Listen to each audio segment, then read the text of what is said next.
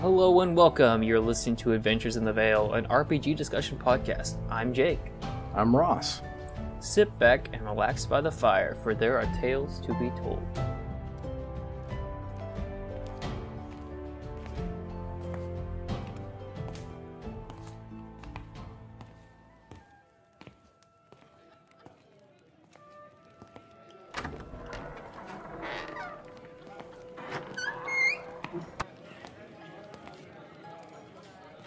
Hello, travelers. Welcome to the Cozy Crow. Come and sit by our fire. May I get you something to drink? Yeah. I'll take an ale. I'll have that right out.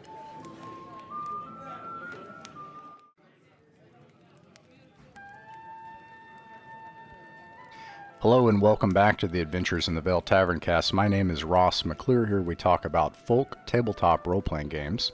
Today I'm joined with Todd from Hexed Press. Your YouTube videos, Todd, old school Renaissance, tabletop role-playing games. I would say a lot of the content applies to role-playing games writ large, the whole thing. Really great shorts, helpful perspectives for newer referees or dungeon masters or game masters, whatever you want to call it. And you've got a series called Hexcrawling 101. You also do general community discussion roundups, reviews, and deep dives, and I have benefited a lot from the sage advice in your channel, and a lot of people from our play club has as well. Welcome to the podcast. Thanks. And just Watsy, don't sue me. I don't use the phrase sage advice in any kind of That's right. Yeah. Please leave me alone. Any relation to sage advice is purely coincidental. Thanks so much. Well, flattery will get you everywhere, and I appreciate it. I'm glad you reached out, and happy that the stuff I've put out has helped anybody. I always just like hearing that any of my half thrown together advice has been profitable, folks. Yeah, and I want to dive into all of it, but I specifically wanted to talk to you, Todd, because this podcast is it's for everyone interested in indie role-playing games, OSR RPGs. We focus on what we call folk RPGs, that is RPGs in general that are sort of disconnected more from like a brand identity, more like cottage industry type RPGs. Obviously, the OSR encompasses a lot of that, and we enjoy those a lot. I wanted to talk to you because a lot of people that this podcast is aimed at are people right now that are either brand new to tabletop role-playing games, which I talk to them weekly, like a dozen a week probably, some of whom are middle-aged people. The nest is empty. Now they're like, I want to come back. I want to try this again. Some people are young people. They're brand new. And an interesting thing is they're looking at indie games. Alternatively, other people we talk to play, that one game, with the big and they're wanting to try something else. And so our podcast topics are about how do we help bring them in. And for a lot of them, they come into indie or OSR games, and they're going to encounter this term. They're going to encounter hex crawling very, very early on. And an interesting thing is sometimes it can even seem like that's just a presumption that you're going to be doing that. And it could be the OSR, it could be a game like Forbidden Lands. A lot of indie games or smaller companies have taken this up, even if they're not strictly an OSR game. And I can say I had an experience a few years ago. This is sort of what happened with my hex crawling experience. I wish I had seen your videos. I wish I had seen them then, because I had that experience where I was like, okay, I guess I need to do this hex crawling thing. That's what everybody says I need to do. So I'm going to put a bunch of hexes together. I will put choices in the hexes, and then there you go.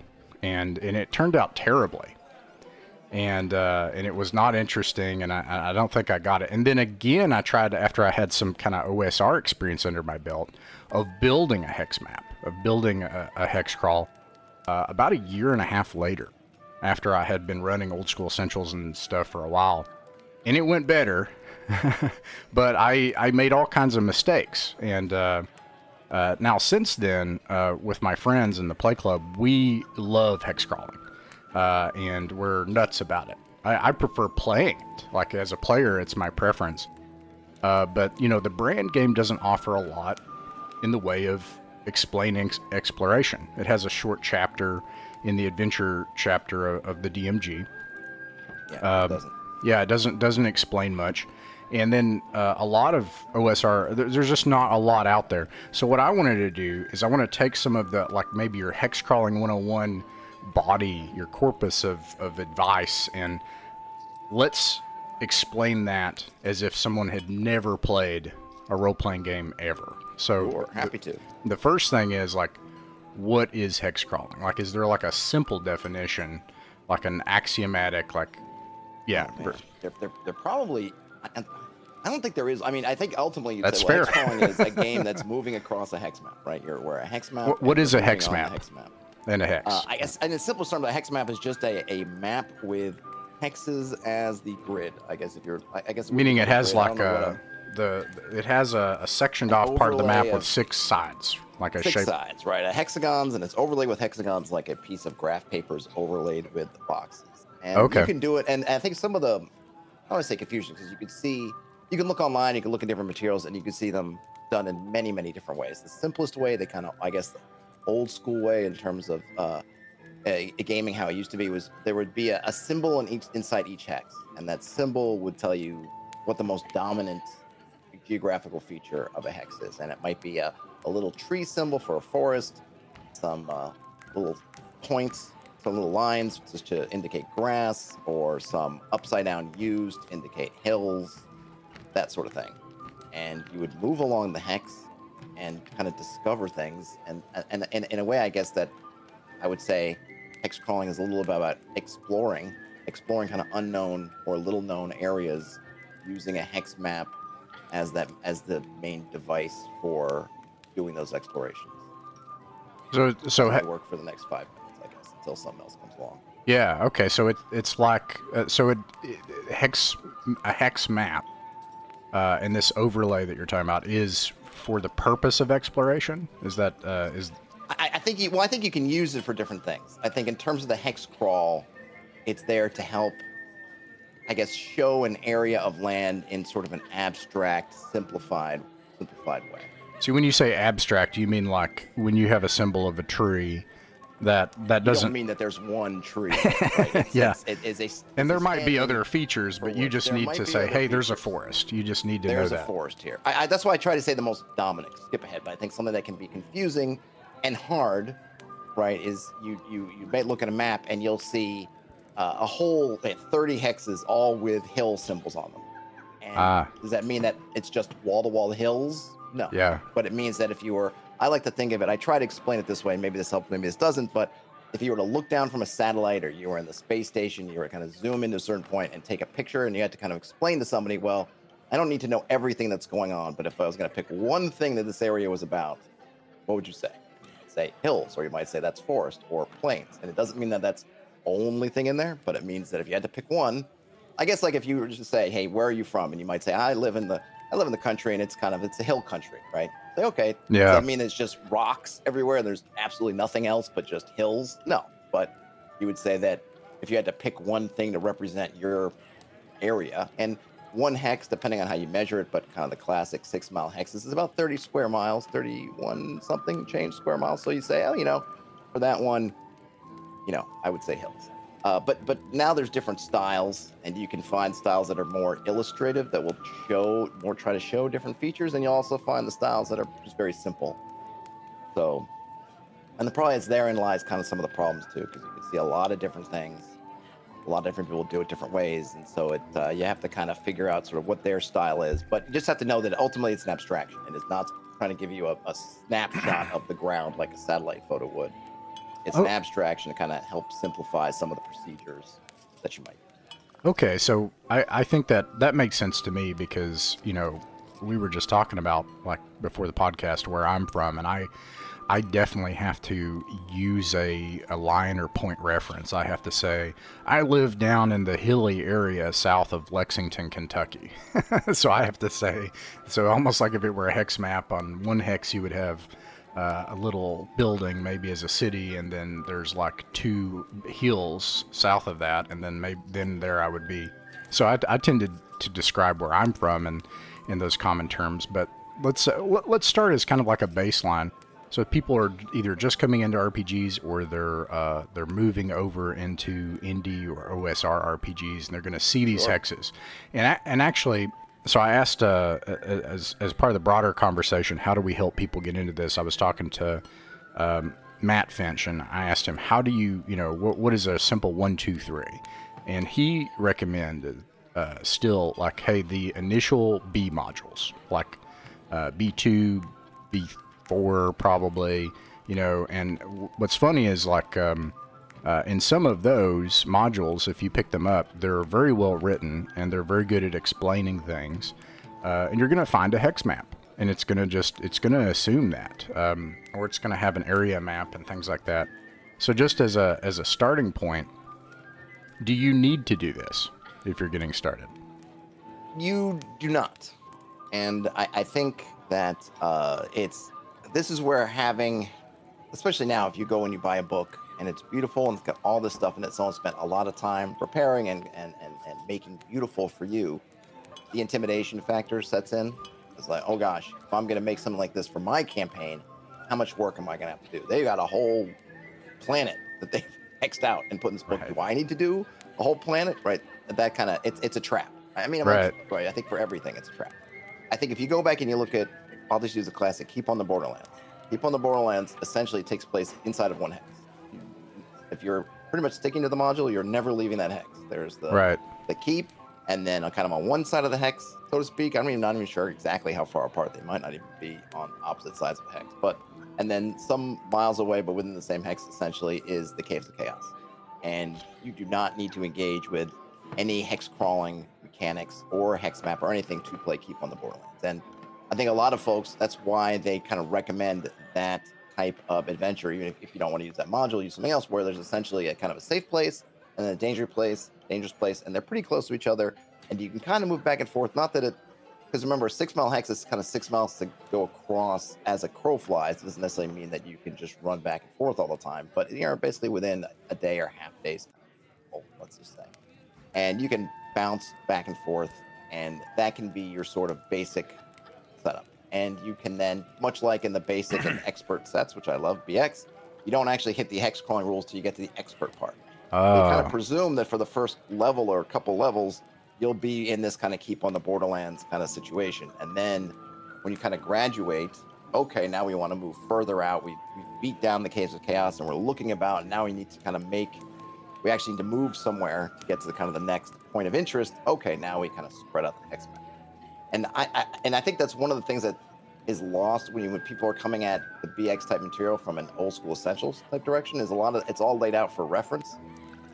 Right. Like that teaching part and the way they lay out the rules to kind of give you this so that you're kind of learning it on a slow incline, you lose that stuff. So you lose the idea that for the first level or 2 levels or 3 levels even, you might be within one hex and be satisfied there. I don't own the Cook book, the second book, the Expert Rules. Expert? I have the basic set. Does it is it as good at teaching as the Mold Bay basic set? I think so. Oh, that's awesome. I know some people don't like it as much, but I think it maybe it's because it's also doing things like extends all your levels. So instead of going like 1 to 3 or whatever Mold Bay's book does, Cook's one goes up to 16 or 18, something like that. Okay. But it has all the kind of hex crawling sort of procedural stuff is all in the expert set. Okay. So the idea behind that was, or at least their conception of it was, to go from basic and then you sort of move on to the advanced part. But so many people come at it from old school essentials or some other indie NSR, OSR game that has distilled down BX, but the one thing that they often, pretty much always lose is that teaching aspect. Okay.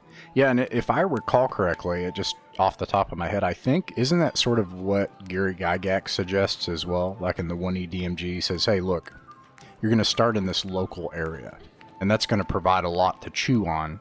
and then you're going to start developing. The campaign menu is going to start expanding from there, and you're going to need to develop these areas beyond. I mean, I don't recall exactly, but I assume he would. I think that's pretty good. If he didn't say it in the book, he probably should have said that. Good advice. And then it also, as a GM, it gives you time to prep stuff, because while the party's mucking around inside that dangerous place inside the Hex, you can spend some time figuring out what's outside it, what's going on.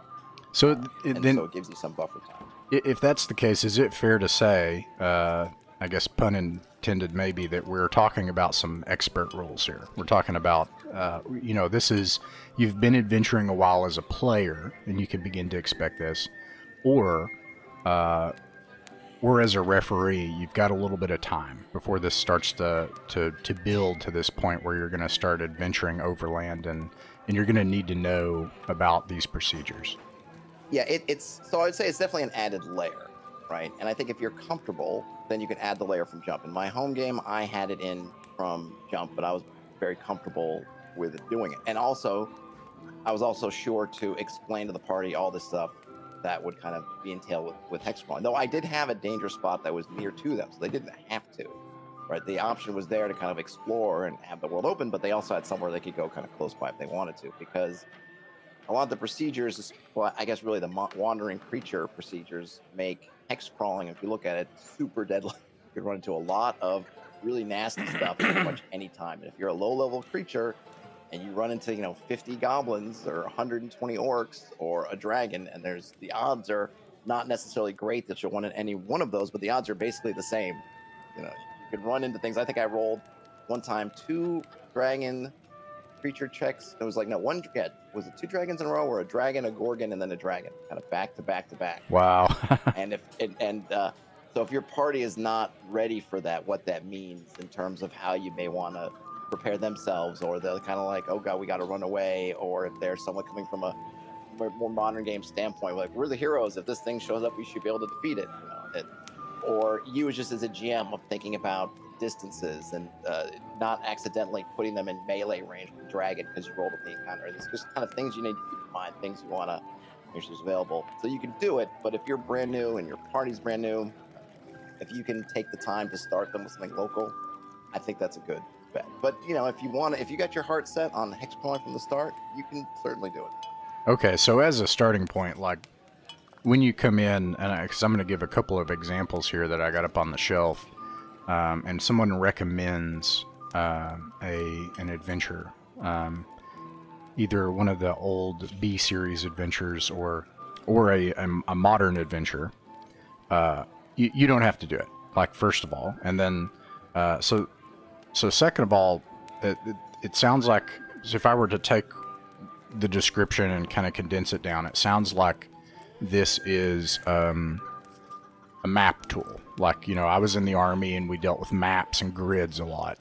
And a map is a line drawing from above of a representation of the Earth's surface. So it's not one for one. It's not an image. It's not a photograph. It's an abstraction. And on that map, famous quote, right? The map is not the territory. Ah, I've never heard that. Yep. Oh, nice.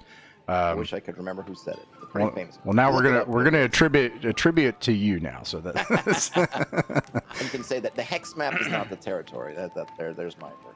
Nice. Okay, so this is a map. This is a map. So this isn't like one for one. And then you're looking down at this, and you're gonna overlay interlocking 6-sided shapes. These hexagons. They're gonna have 6 sides.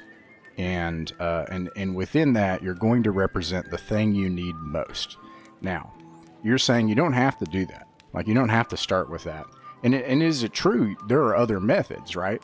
Like, there are other ways to do exploration. So there's point crawling, right? Which is where you might have points on a map. It's basically if you're riding on roads or trails, right? You get on a road, the road takes you from New York, and you stay on that road to Chicago. That's essentially as a point crawl. And you can totally do, or sometimes people will just hand wave travel altogether. You'll just kind of, I like to call it the Indiana Jones, right? You kind of zoom out and you show the dot on the map, and then the plane, train, automobile, whatever, wagon, horse, ride this little montage. You show up on the other side, and you're good. And that's a totally valid way if you don't want to interact with hex. Right. Yeah. And where I feel like the hex crawling comes in is the exploration part, because those other ones don't really deal with going places that aren't already known. If you have a map that says we follow this road and it's going to take us to San Marcan, then you can just go on the road and you get to San Marcan, right? But the idea of interacting with this whole area is like, well, we don't know where the lost city of Z is. We got to find it, and so that's that finding it, that trying to get that, getting lost or trying not to get lost, all those things interacting are ways where I feel like the Hexcrawl is the strongest tool. But other games, I know you mentioned Forbidden Lands, but like the One Ring series from Free League does something similar where you can get lost, but lost is really just time and maybe an extra encounter. You're not really lost. Whereas navigation is a thing with Hexcrawl, where you might have to make choices of, okay, the mountain's over here to your left, and there's a forest to your right, and up ahead is this. Like, which way are you going? Right, and that's really a choice, as opposed to rolling a die and saying you get lost, so you spend an extra day that you didn't want to spend. Okay. On the road, kind of. Yeah. You do have options. If you find it too daunting, you do not have to. So I've heard of these three, and they're not the only way to express distance, rate, time, and space. They're not the only mapping tools that exist by any means. You've got 3D topography, you've got grid, I know that from my past life experience. There are other ways to express it, but in the tabletop role-playing game world, I've heard of these three.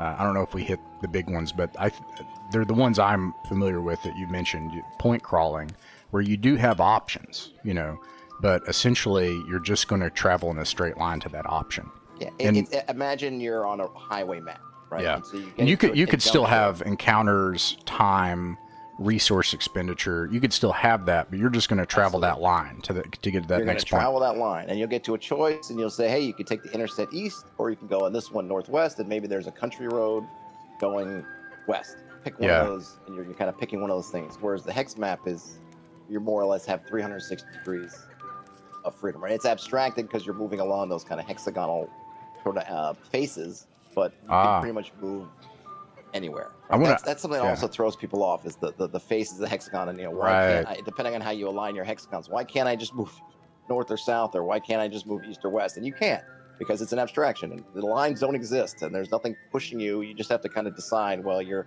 slightly on one thing or you're slightly on the other one. But we're not really worried about your exact pinpointed location. It's kind of like you have that, when you look at your GPS and you get the bigger round circle of, well, I can tell you're somewhere in this area, but I'm not quite sure where. That's kind of your hex map. Yeah. I want to get back to this idea of the 6 faces, but so we got the point crawl. You've got what I've heard called montage approach, which is what the Dungeons and Dragons 5th edition Dungeon Master's Guide, which has the if you want to call them rules on this for the modern game, is in the adventure section for Wilderness, and it straight out says that in 2 sentences. It says, really? look, it says, look, probably you just shouldn't do it. And for years, as I was trying to investigate this hex crawling phenomenon, because what I desired was Lord of the Rings. You mentioned the One Ring, and I wanted this sense of, I don't know if I know where I am. I don't know. I wanted that feeling like in a Bethesda video game where you're like, what is that over there? What is that? And you can go and you can find out. And and for years I couldn't find that in the modern game. Not that you can't do that with the modern game, but in the book, Tomb of Annihilation, they actually put a hex crawl into one of their big box or kind of big adventure books. Several adventures, absolutely. You're right. They do have it, and anyways, it says that, though, in the book, in the DMG, it says, look, you probably just shouldn't do this. Most of the time, the Dungeon Master will describe what happens as you go from encounter to encounter. And that's it. And in that approach, that pillar really is, if it's a pillar, I talk about like pillars of play. A social pillar where you interact, if there's like a combat pillar. I don't know that I subscribe to that entirely, but people describe the game in that way, and that exploration itself might be a pillar, and you could explore in a dungeon, even though it's a closed matrix and you can go and poke at things and investigate things, and that can be really satisfying, and you can provide choices because it's a closed matrix. But, you know, when I think of exploration, my mind immediately, when I started playing Dungeons and Dragons, thought of the wilderness, like, and the wide open. And I said, how do you do that? And I won't mention the blogs, but they were every major blog, every major one. I'm so tempted to. I want to.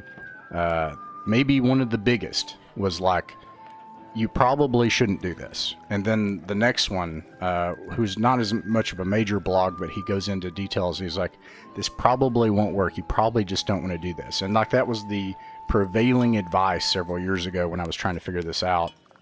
And it was in a time when I couldn't find you guys who had been doing it from the beginning. Like, and that the rules explicitly have it right there. And at a certain point, maybe even it's necessary. Okay, so here we are. We've got this third option, which is you're going to overlay 6-sided grids. And which I think comes pretty much straight from war games. People are wondering why 6 sides, why not 8 sides, why not whatever. There's a big... you know, it's because you could, right? You could have 4 sides, or you could have 4 sides. You can do, and look, keep on the Borderlands, which does have you walking through the wilderness. It's just not a hex crawl. It uses a grid, right? You're walking in squares. I think it's coming from war games and the idea of having flanking maneuvers, things like that. We're having more sides, and I think 6 is probably is a pretty neat number. Right? 3 faces in front, 3 faces in back. It just kind of works, and I think it gives you enough, as much specificity as you probably need. You could always probably do more, and I think connecting them all together anyway. If someone was wondering why hexes, I think that's where it comes from. Exactly what my question was about to be. Is if you overlay this thing, and then you're going to abstract generally the features within that 6-mile hex. Why hex? Which you just answered. It provides 6 degrees, right? 6 degrees of freedom of options to say you're going to go northwest, north, northeast, so on and so forth. The cardinal directions and the 4 minor cardinal directions, right? And then alternately, or also, why would you do that at all? Like you said that it helps you do these procedures, and that might be part of something that maybe people coming from the brand game just don't even do these procedures. So maybe it's just read the basic set and the expert set. Maybe that's part of it. They don't really, they tell you to skip it. And I think, just to be fair to them, and I've run to a lot of players and GMs who just don't really want to interact with it. It's not what they're... Sure. It's not what they feel like they're here to do, right? They want to get to the next encounter, right? And they'll say, "Oh, it's boring. Oh, this happens." Oh, but you're saying that this particular style, what it offers you, is it offers that we don't know what's out there. We don't know what's out there. We got to find. And the way, because the other two won't, right? Like the other two. I mean, you can have things that aren't out there, but it's that kind of like truly getting lost, right? So in something like the One Ring, getting lost is about time, and that's a factor. It can totally be a factor, but you're not. I don't think you're going to ever feel like you're totally lost, because loss is just going to keep you on that same thread you were on, just push you back in time, right? But you're always going to be on the thread. Whereas in the Hexcrawl, you could legit just be like, I don't know. If you think about it, I think a good example is in The Hobbit, right? When they're in the Mirkwood, I guess, and they are lost. They lost the path. They were on the point crawl. They were like, hey, stay on this road. This road's going to take you through. You got to stay on the road. If you remember, things are happening and they end up off the road and they get lost. And Bilbo, they say, like, send Bilbo up to the tall tree. You got to go up and you got to figure out where the heck we are. That's kind of what Hexcrawling is about, right? Where you're going to be in a situation where, like, I'm looking east, I'm looking west, I don't recognize anything.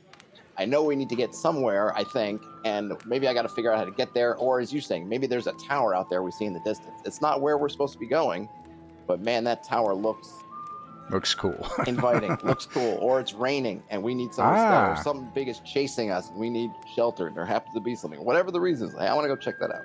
So all right, well, you can get there. That was kind of my next question. So it sounds like the reason that you would do this then is it provides that sense of wonder, of that sense of, like, we don't know what's out there. We can just go out there. And I think so. Right? Yeah. And so all right. So they're doing that. I want to return to the procedures a little bit, but perhaps it's fair to say just read the book, because the book has the procedures, right? And actually, let me see if this is a fair characterization of the procedures, regardless of the system.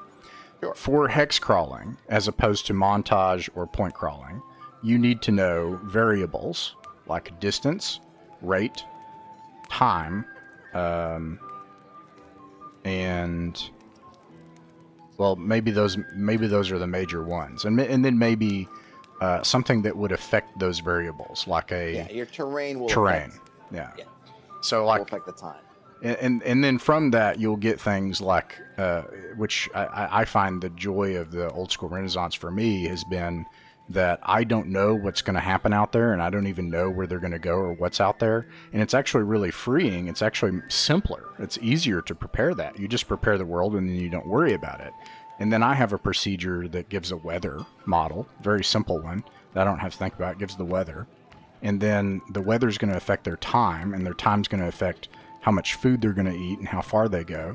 And the time's also going to affect how often they're going to run into critters, which are horrifying. Yep. And so because of that, I've had situations where they're fleeing a flight of rocks in the wilderness that I didn't expect, and so they find a nearby cave that was already there, and then they run into the cave, and it begins an entire adventure that I didn't anticipate. And they find an old weird dwarf that had been in the cave for 500 years. And like there's no way that I could have, and it does it you can't even say that, you can't even sum it up as an example to compare it to a Bethesda game, because there's no video game that could even provide that. And then this, and that's where the fun is, right? I mean, to me anyway, I that's why I like it so much, is to get all these situations and fun stuff that you probably couldn't have plotted out if you tried to, right? Yeah. Okay, so we have, what it is, and we have like, which is that it's just a map. It's a way of presenting the world just like you would a map. And then we have why it is, which is that you get this sense of wonder, this sense of openness. And the thing that has blown my mind is you could have whole games. I've started to fall in love with it so much that I almost don't care anymore if we ever get to the dungeon, or even if the whole game could be about this if you wanted. Of just discovery and exploration and not knowing what will come out of it. Discovering weird towers, caves, holes in the ground, different nests or lairs, which can be, if you find the lair of creatures, if you're looking at kind of old school games, that's where their loot is. If they have treasure, it's mostly in their lairs, so you want to find them. Yeah. So if you see that flight of rocks, maybe you come back when you're a little bit more prepared. You're like, I want to find that nest of rocks, because they've got to have some good stuff. So there that they've accumulated, so you can go try to find it. You're describing this stuff now, what I would call, and we had a discussion about this before, diegesis. Like you're describing this, which I find really helpful, in essentially the same way a character would see it. Like you're saying, there's a weird rock. What is that tower over there? Let's climb a tree and see if we can see better. So that's kind of my next question is, operationally, like at the table, what does it look like from the player's perspective? What are they going to hear from the referee, and what does it play out like? And then second to that is, what is the referee doing? Like nuts and bolts, Sure. Well, I guess there are a couple ways to do it, right? So this is going to depend stylistically. I like to try to keep it in the fiction for the players. Yeah, I love that. They don't see the hex map. My hex map is behind the screen. If they have a map at all, it might be something they bought in town, or maybe they got one in an inheritance, they found one in some treasure. That's kind of their thing. They don't see the hexes. I see the hexes. But certainly, I believe back at the beginning, everyone saw the hex map. They were using the board game Outdoor Survival, which was all about, I think, hiking and getting lost. It had different scenarios. It was an Avalon Hill game, and if you ever read the white box when it says go see Outdoor Survival, that's a funny thing when they're pointing out to an actual whole different party project. But I guess I've heard that Outdoor Survival was the most popular Avalon Hill game. There must have been a lot of them out there. Anyway, you can have the player facing hex map if you want. You can have that map behind the screen if you want. It's up to you, and that would be the same thing for the description. So I will run it basically like I would run a dungeon. If you're familiar with the old school procedures for running dungeons, it's kind of the same. You move a certain amount of distance over a certain amount of time. Choices come up. I'll try to describe the scenery if they see something new or something, if there's a decision point, and then we move to the next segment. In a dungeon, it's kind of 120 feet or 10 minutes would be your sort of exploration turn of the dungeon. I think I use 3 hours as my default in the wilderness, so you move some segment of time for 3 hours. That makes sense. If it's obvious which way you're going to keep going, I'm not going to keep, if it's like, well, the party's given their marching orders, well, we're following these plains until we reach the sea. Well, then I might just, if there's no encounter, I'll say, okay, well, the plains march on until you reach the sea. But if there are different decisions and maybe they don't know where they are, or I've determined maybe they've gotten lost, then that's where I might start hinting at, well, this is on the east side, you're kind of starting to see this, and then that's their cue of, well, wait a minute, according to what we were told, we're not supposed to see a hill on the east, so are we going the right way? Or do we get turned around somehow? And of course, weather and all that stuff. But it's a very similar procedure. It's just your time scale has pulled out from being 10 minutes, right? If combat is at 10 seconds or a minute, then you zoom out in the dungeon to 10 minutes. When you're doing travel, you're zooming out to 3 hours or so is what I tend to do. Now that sounded really important. It sounded like you said if there's just nothing there, like if there's no meaningful choices, you're still going to just like, all right, let's, you're going to switch out of that, checking distance, rate, and time and hexes. And imagine you're in a dungeon, right? Yeah. And you're in a whole corridor that goes 300 feet, and there's nothing on other end of the corridor. Is nothing. You're probably not going to prompt the party every 10 feet to see if they're going to keep going. Right. You might say, like, it goes 300 feet. You want to go, and the party's going to go, yeah. So it seems like good advice, yeah.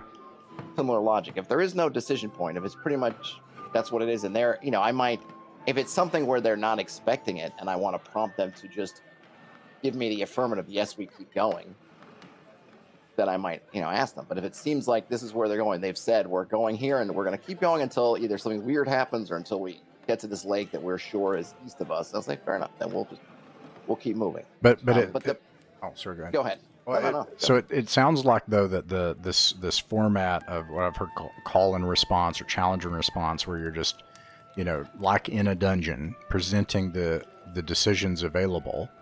And then they make a decision, and you do that in the fiction.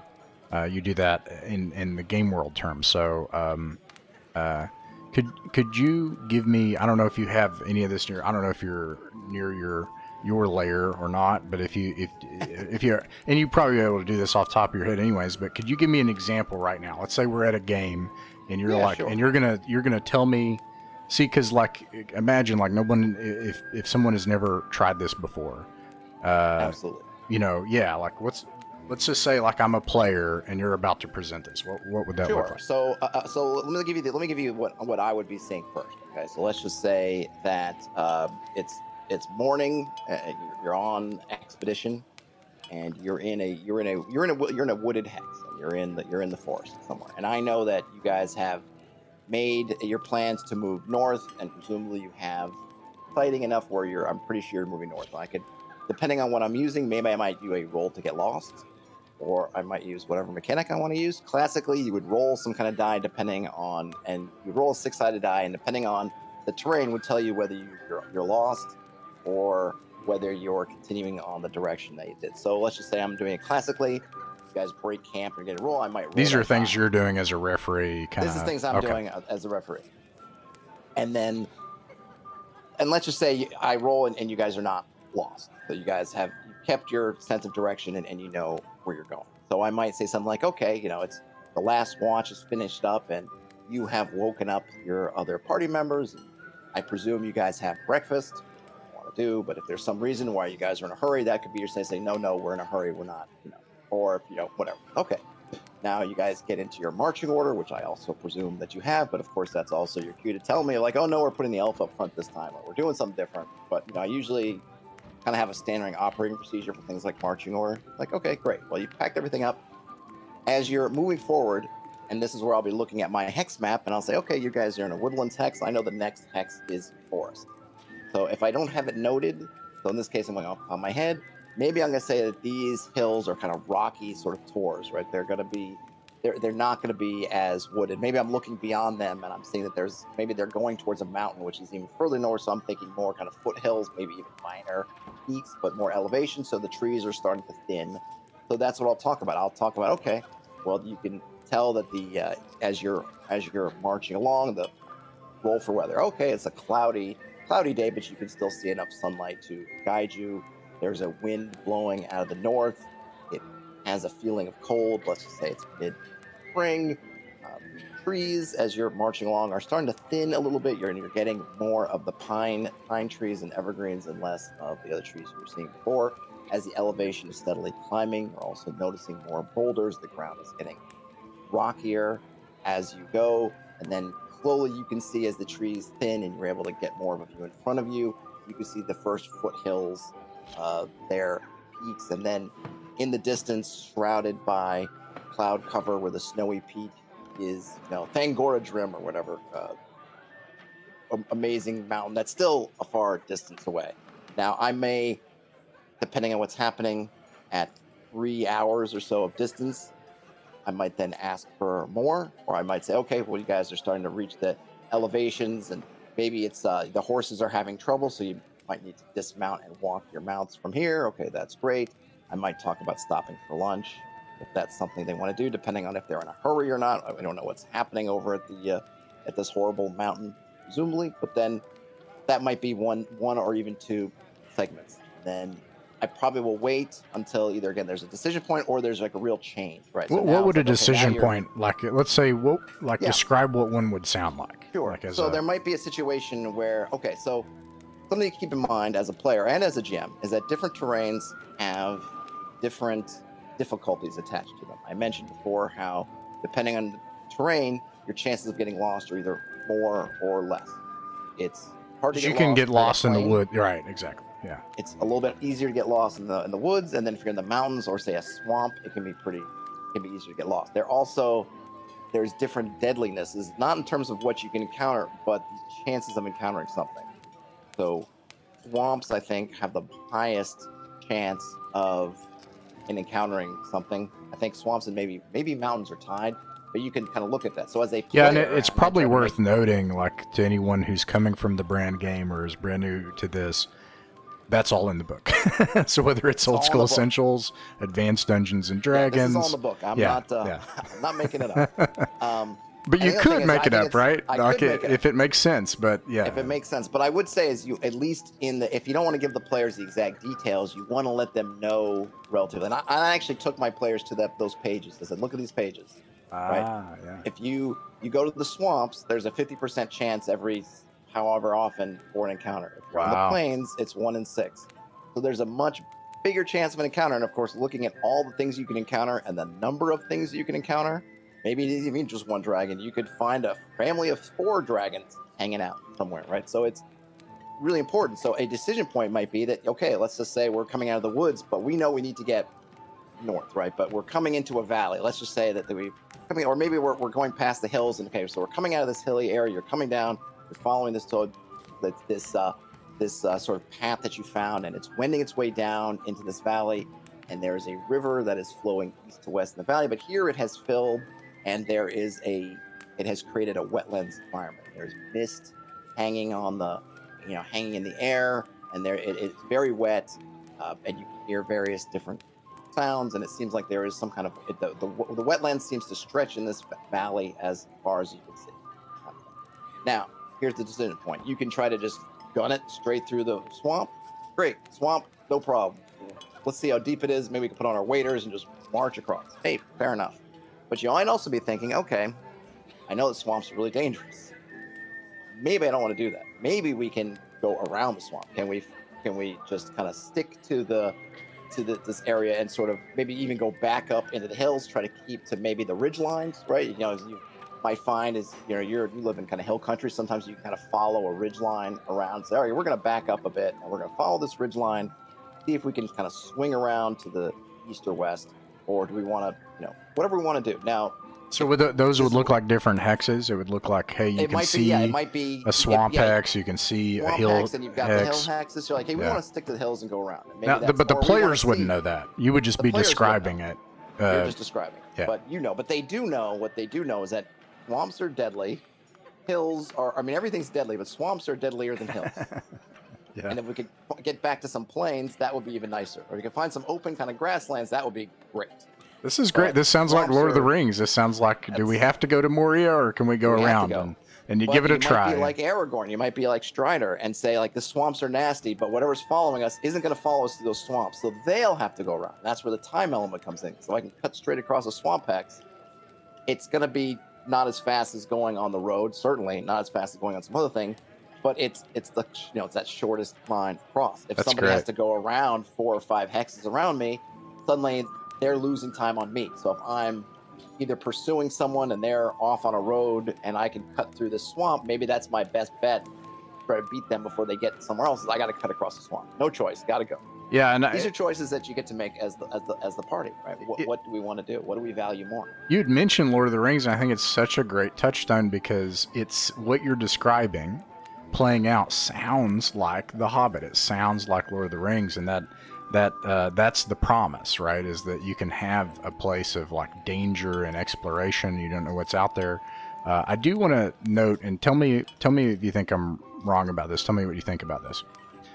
First of all, a lot of the things a lot of people coming from the brand game or people that are brand new have a very player character facing gameplay. Like a lot of the rules are based on the character, so they're not used to procedural gameplay. So a lot of what Todd has described is not just, well, it's certainly off the top of his head because he's very experienced, but it's in the book, right? Like a lot of these procedures. So you follow the procedures, and a lot of what he just described will come out of those procedures, which is cool. Now, a lot of people aren't used to that. So it's in the book. And it's also the world, right? It's the world. When you're rolling to get lost, I'm not rolling somebody's navigation check. Right. I'm rolling for the world. Yeah. And you can make those player facing, and I've done that. I've turned some of those things that are, because I get it. You know, you want to have someone who is an Aragorn, is a Strider. I usually have the Ranger make the check, but really, so it's going to be a 1 in 6 either way. So right. So you can do things like, and that's where taking the rules and like before, if you read the 1E DMG, right, Gygax kind of has gone corporate and is talking about no, you got to play what I'm laying down here, basically. But prior to that, he talks a lot about taking these rules and making them your own, because your game and your table is going to be different than his game and his table. That was going to be different from Arneson's game and his table. So if you wanted to do something like, hey, I want a Ranger and I want to give them a different number to roll or something like that, you should do that. And I've done that because, I want somebody to say like, hey, I'm a navigator type, and so I get a little bit of a easier time navigating. Fair enough. Yeah. Let's do it, right? But as they work by the book, and it's always good to try by the book once, just do it for a one shot, just do it just so you can kind of appreciate it, its foibles, but also its strengths of what it does before you go and switch it all around. Right. Just try it. But yeah, it's you're rolling for the world. Like the world is basically just determining kind of like, are you lost? It's kind of like the world's doing it rather than you are. And some people like Daniel, for example, he has us roll. Like when we're wilderness adventuring on his maps, he'll have us roll. And so in that way, it can be kind of freeing, because then it's not even me as the GM doing it. Like it's like I'm rolling the die and I roll a 1 or I forget whatever it is, a 1 or depending if you want to do high or low. I roll a 1, which means we're lost. We all know what it means. Daniel's not doing it. He's not, the GM isn't doing it. It's like, well, I just got to take all right, you guys are lost. Yeah. And you can totally do it that way.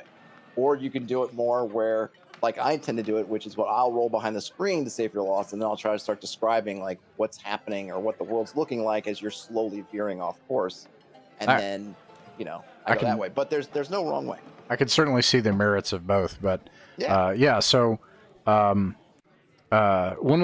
other thing I wanted to mention that I think, so for people that are coming into this, first of all, the description of rolling for the world is so uncommon in the modern game that it can feel dizzying. To that, I would say, really, if you have a good teaching book like the basic set, if you just read the book and do it, you'll see this amazing thing just come out of it. Like if you just do what the book says, then it'll come out, which is really cool.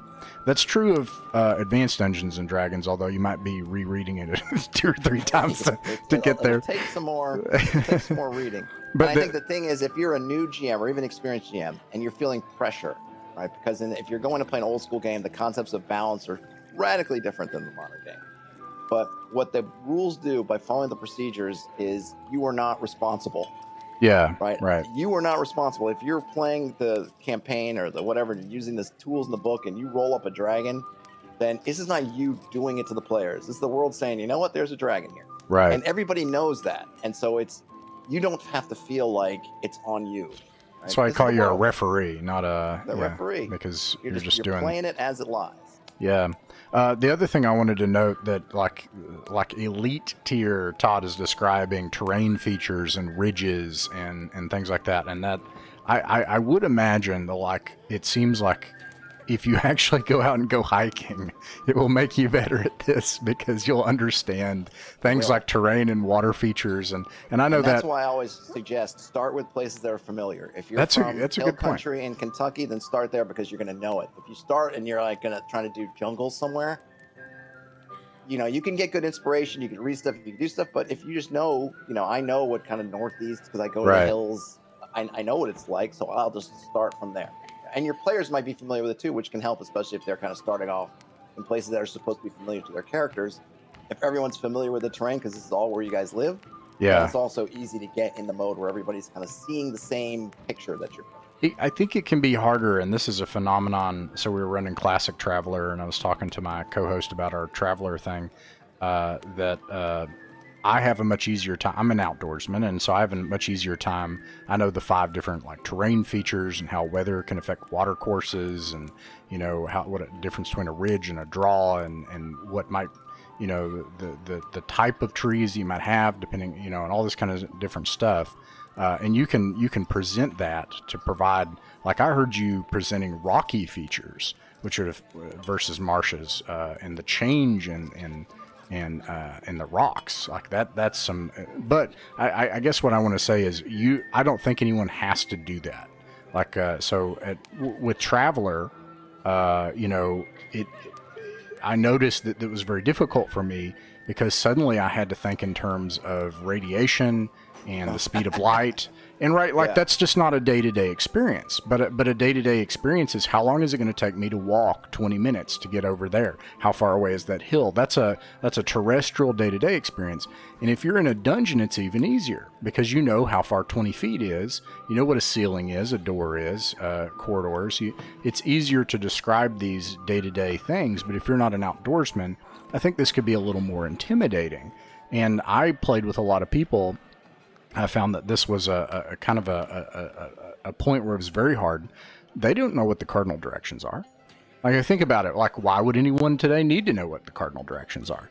I mean, seriously. So they don't use maps, and they don't know what the cardinal directions are. I had this experience. I ran White Box for a group of people, and they're like, "What is north? What do you mean? You keep saying these things." And I want to say, I think that you can start and build these things. First of all, my experience in Traveler was that the pedagogy, the journey of learning, was actually enjoyable also. So I got to grow with my characters, and I got to grow as a referee at the same time as I grew as a person.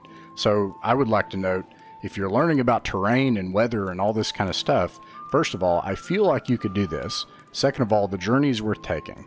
You're literally almost journeying as your character's journeying, which is fun, actually. And second of all, you can say this area has lots of trees, this area has lots of hills, and you can still have a good game. You're moving into hills, right? If you just want do what you're comfortable with, you can always grow into it. You're moving into hills. You're in the foothills of the mountain, whatever works. And something that you can do is you can pull up a mood board kind of situation, right? Oh, okay. Some kind of whiteboard. Oh, yeah. Grab some images from Google or where Pixel. I've done that. You're right.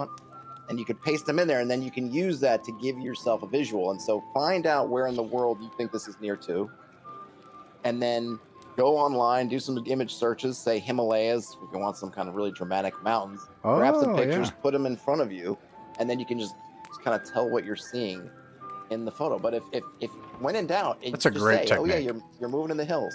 If you just don't even say, again, a lot of people do play with player-facing hex maps, and you just take the little pawn or figure and okay, you're in the swamps. Yeah. Feel free to do that. You don't have to get it all right. It's kind of like if there's a Matt Mercery sort of effect where you feel like you have to do what some master person who's a master outdoors person who can describe everything, or Tolkien when he's describing plants and trees. I can't do what he does when he's describing that stuff that he seems to know. But you just do what you can do, and then enjoy that learning process. So you're saying, so would you agree you can do this even if you don't have a mastery of all that kind of stuff, and even if you never mind the fact that we're talking about Indian old school games, you might be traveling on Michael Moorcock's meat dimension plane. That's So right. like never mind right. like trees. There might be bulbs and mushrooms and weird stuff. Yeah, So and get inspiration if you have a bunch of those books, or Clark Ashton Smith or Yeah. Moorcock or all these guys. Highlight some stuff. Use, if you're using a digital, highlight, copy, paste. When you hit a good description of some landscape, some kind of weird, crazy landscape they have, copy and paste it into some kind of a folder or document where you can pull it up and mine from them. So, Todd, this is awesome. So we framed what this is, kind of, how you can approach it starting out and everything, some tangible ways to start chewing on it.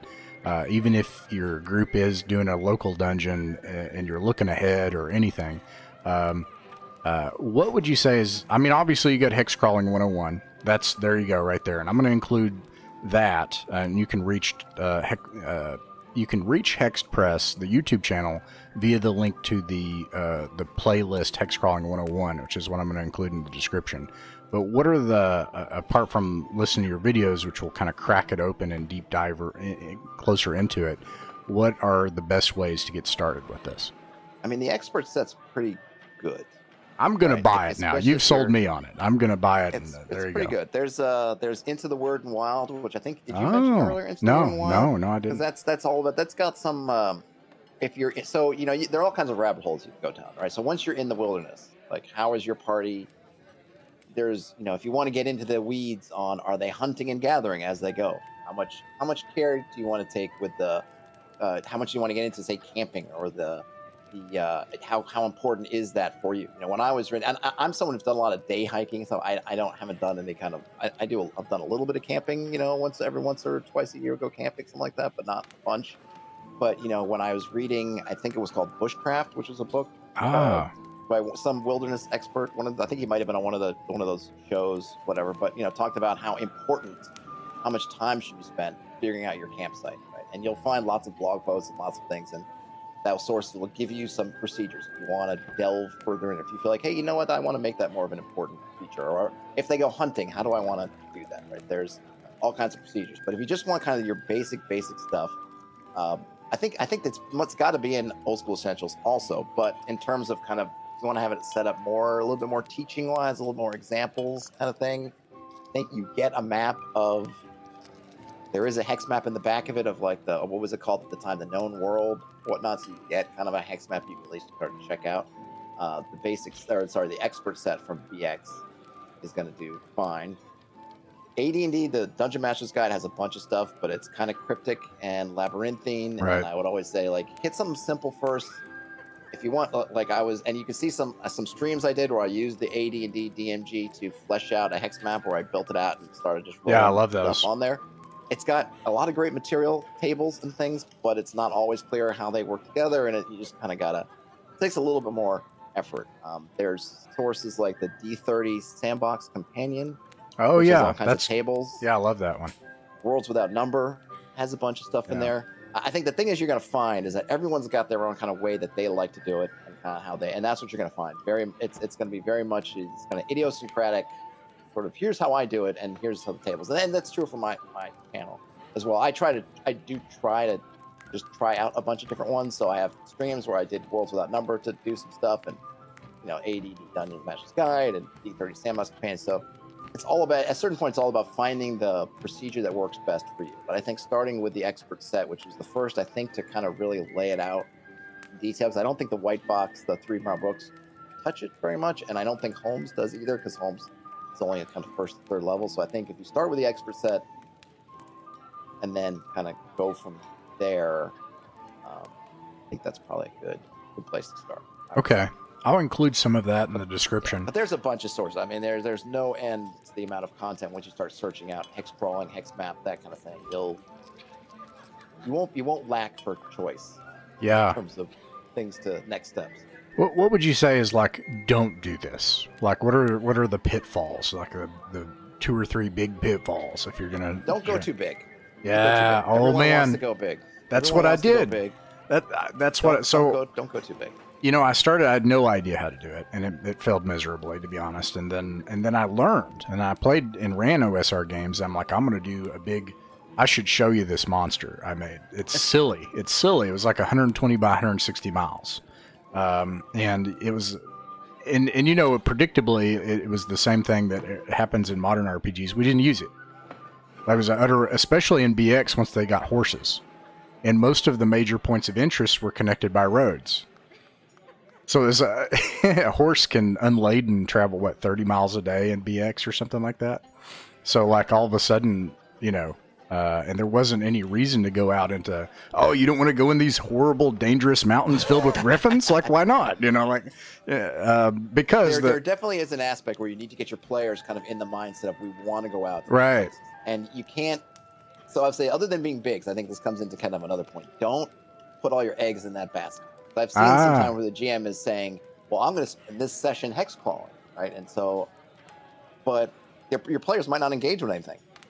You're looking at it and you're like, okay, you know, I've got 5 hexes between here and where they're going to go.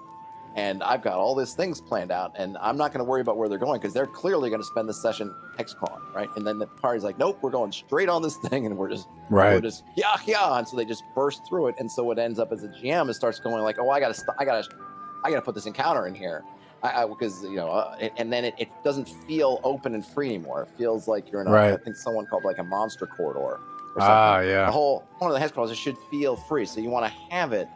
And like you were saying before, there is a lot of prep involved with hex crawling, but it's all this upfront kind of prep. You set everything up.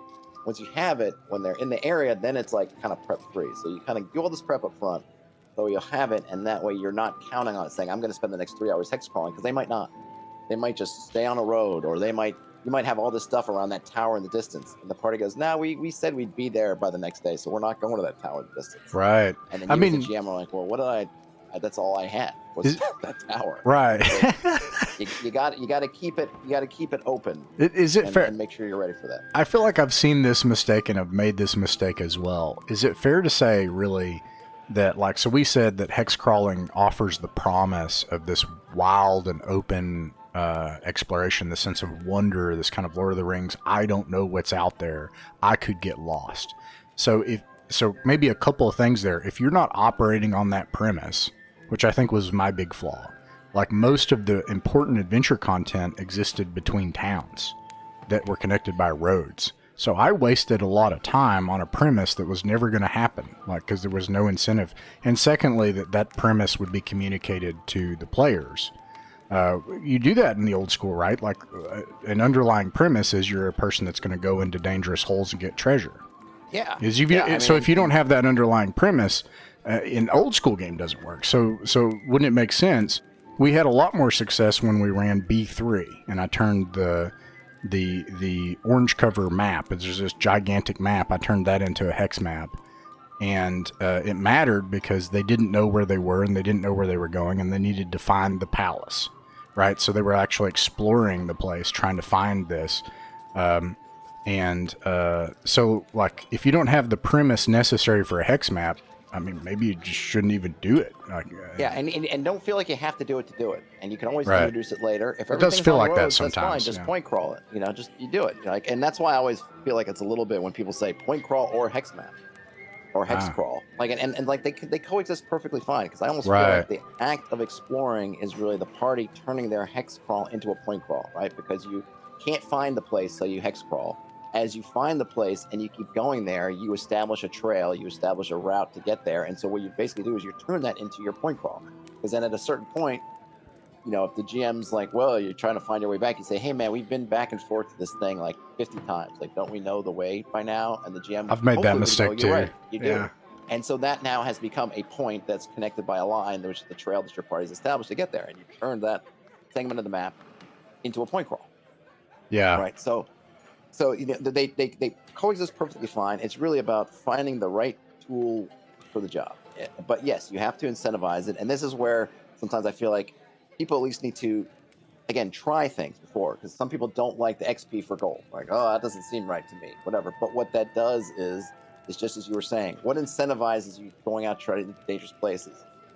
Well, you gold. Well, why? Because the loot's there. Well, what does the loot do for you? Okay, well, in the fiction, it makes you rich, whatever, sure. But it's also how you get levels. If you want to succeed the game, you need gold. Where's gold in dangerous places? So it behooves you to find the dangerous places so you can level up. So there's this nice loop of how you are rewarded in the game. And this is also something that in your session 0, you should be discussing with the party, making sure it is something they want to do. Hey, I was lucky enough that my players really wanted to get into exploring the world. They wanted that kind of Lord of the Rings kind of out in there, but not everybody does. Some people are just going like, you know what, I just want to go and have epic whatever, and that doesn't really fit in with that. And then that group maybe it's not there for them, or maybe you got to work a different way. But yeah, you have to incentivize it, and you have to make sure that the players are kind of on board with that. And then you can also do stuff like add in time pressures.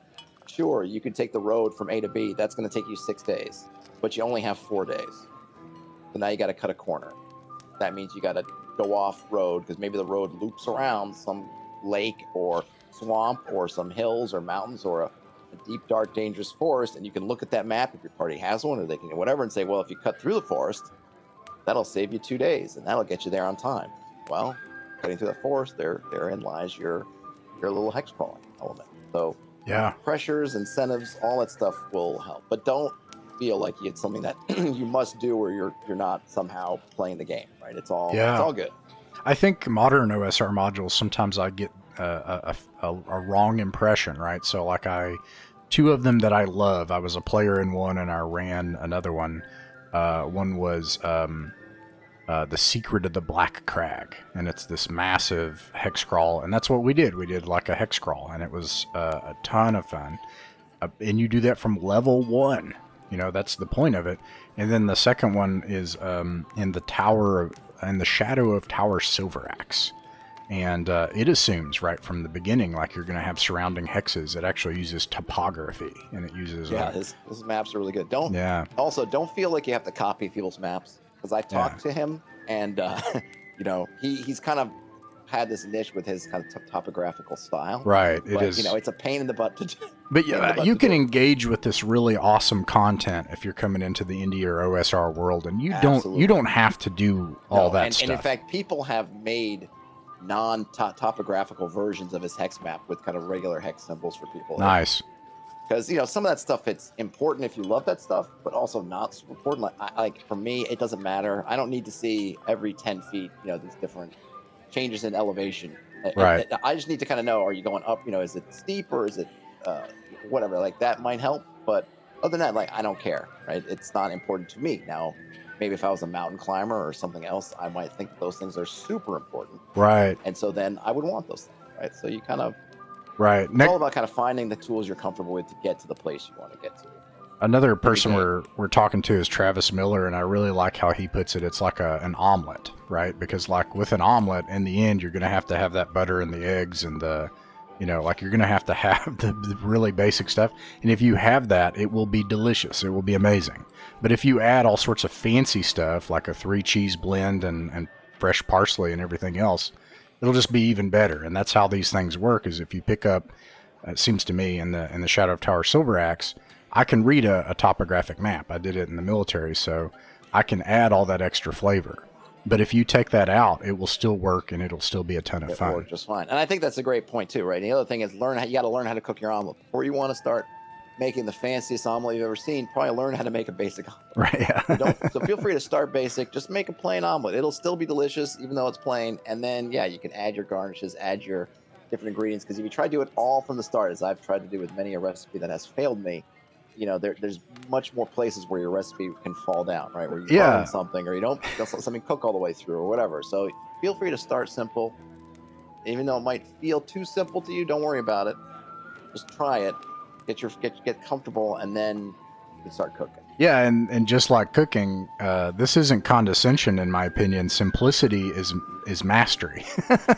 Like if you can do things very simply, like a black belt is an expert white belt. Like so, right. If you can do this really well in a simple way, it means you can do it well.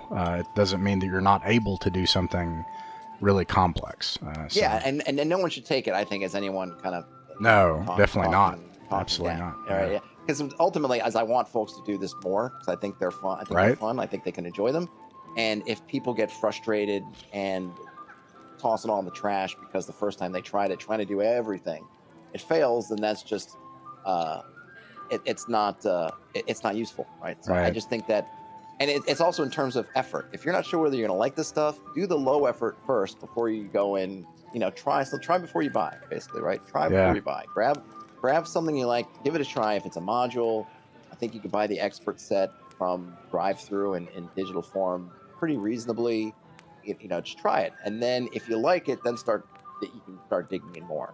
But if you want to jump in with both feet right away, then you can end up through a lot of rabbit holes, spend a lot of time, and then if you end up not liking it, it just feels like a waste. Yeah.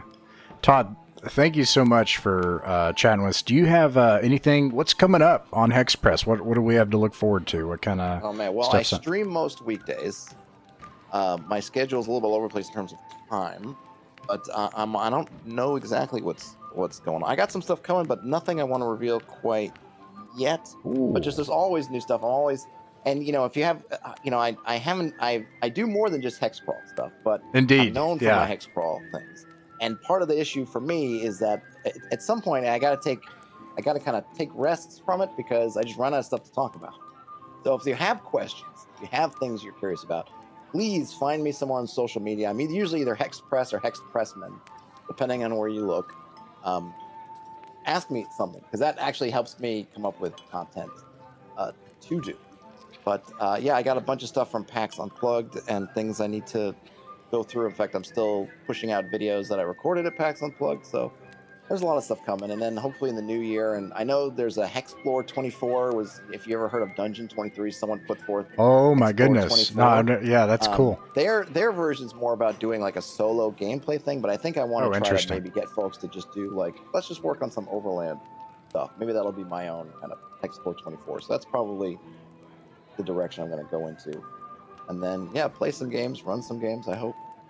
Thanks for having me on the podcast. It was a ton of fun. Thank you so much, Todd. Let me know what the feedback is and how it goes. And if you ever need an extra person for Traveler Classics on my bucket list. I've yet to play it. I own the box set, but I haven't played it yet. So. Yeah, we've had a good time. All right, well, thanks a lot for joining us.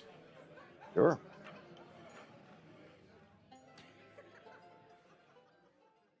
Mythic Mountains RPG is a private online play club that focuses on folk RPGs.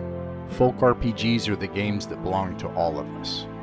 They're what actually happens at a table between friends. It's their voice that has the authority on what is fun and what works for them. Weekly, we upload our games to allow others to sit in with us. The channel isn't monetized. We don't own the artwork, music, software, or games shown in these actual plays, and you can find links to their authors in the description.